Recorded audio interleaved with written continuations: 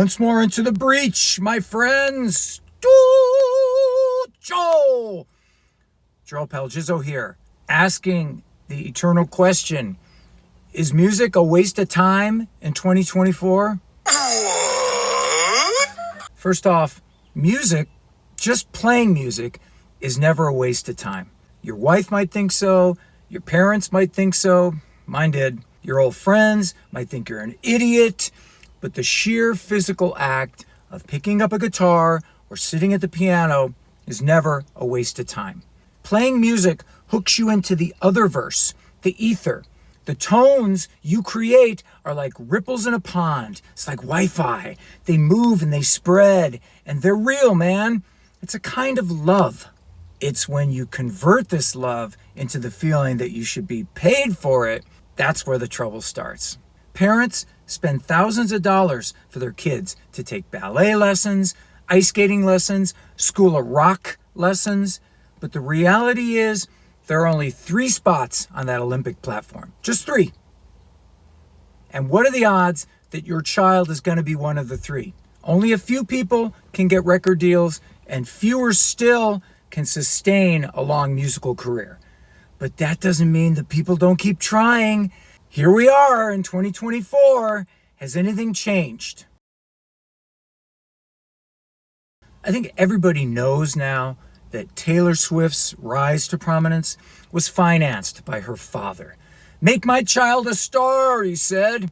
She probably had some latent talent as a teenager, but obviously having millions and millions and millions of dollars helped enormously to push her to the head of the line over the other thousands of budding teen singer-songwriters. It is also alleged that Greta Van Fleet had the same situation. Rich parents behind the scenes, pushing them to the head of the line. We here in the rock community, we hear about these guys from time to time. Guys with money basically trying to buy their way into the system. Now, is that wrong? Is it bad? I mean, philosophically, I guess it is. But you know what? Money wouldn't help an aspiring ice skater move up the food chain. You can either skate at that pro level or you can't.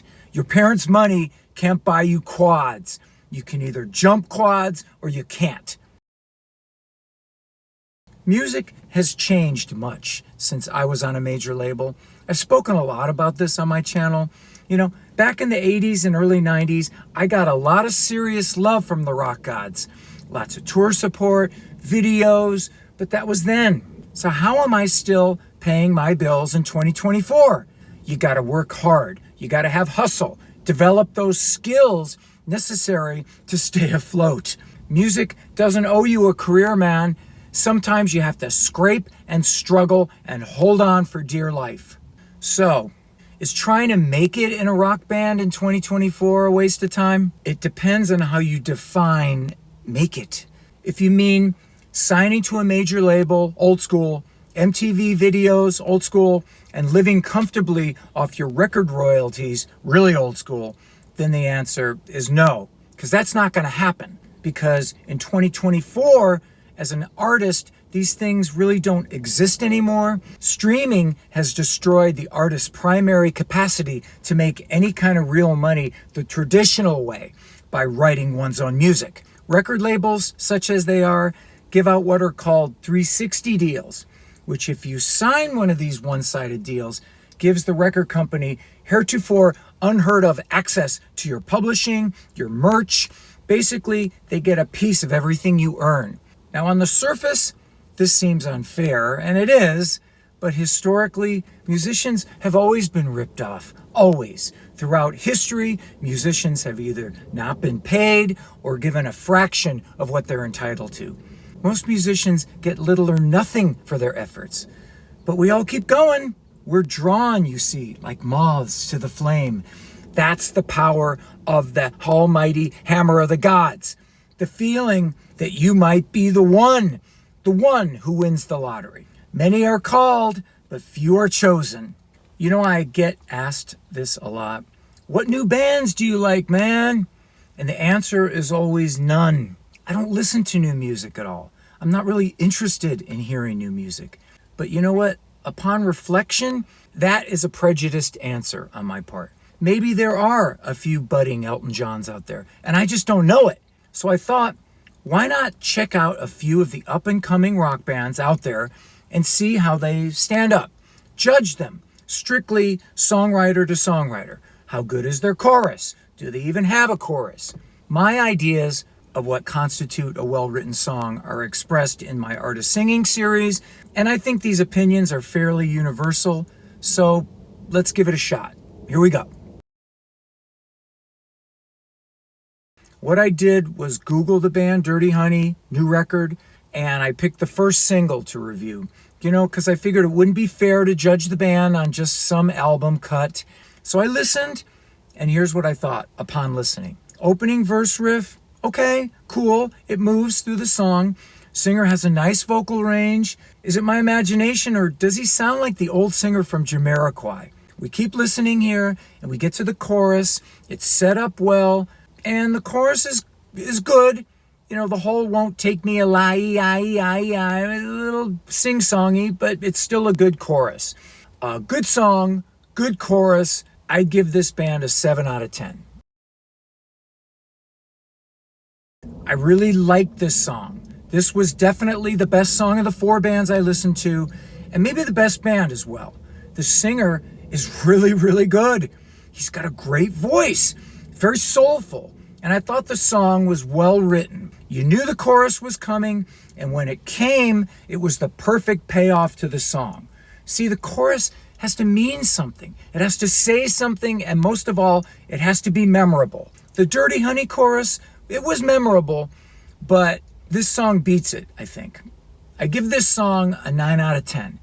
I'd never heard this band's music before, but I would actually go out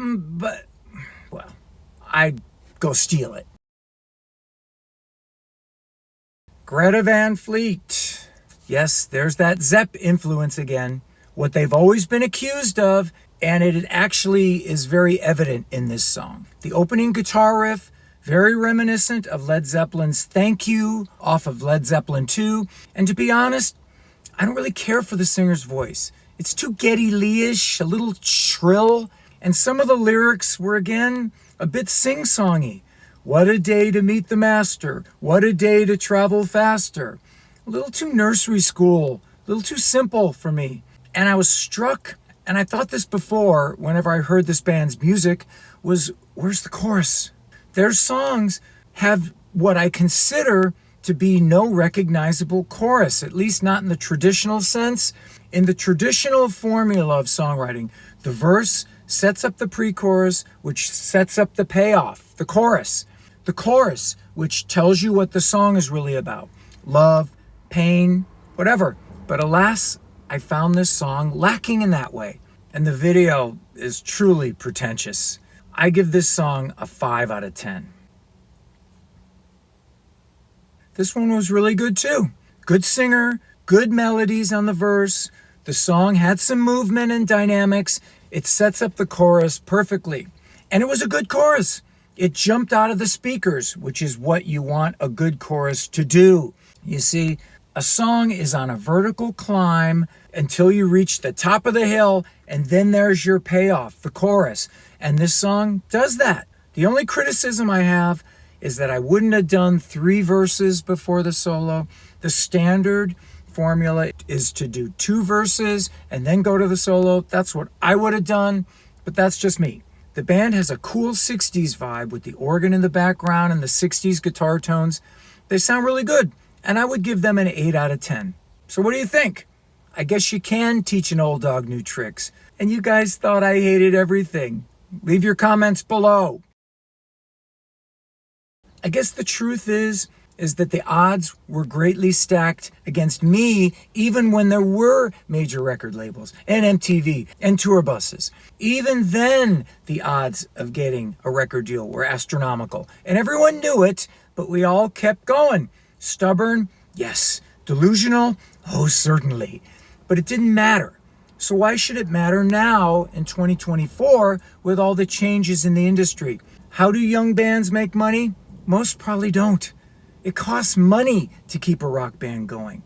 Legacy guys like me can make a living because we're known as reliable musicians and the band we're playing in has a marquee value and can sell tickets. Maybe there's a dozen or so of these so-called 80s bands. And as time goes on and we all get older, that list is going to get less and less and less.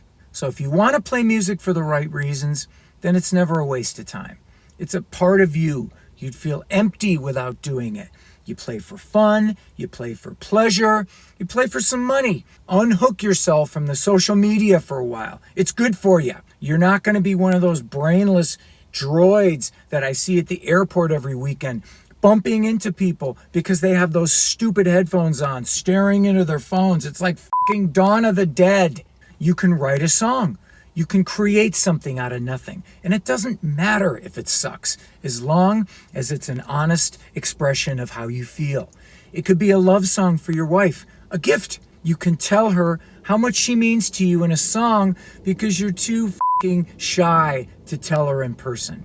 I do that all the time. When I hear stories of parents dumping thousands of dollars for their kid to attend some school of rock, I think, okay, why not? They're learning about music.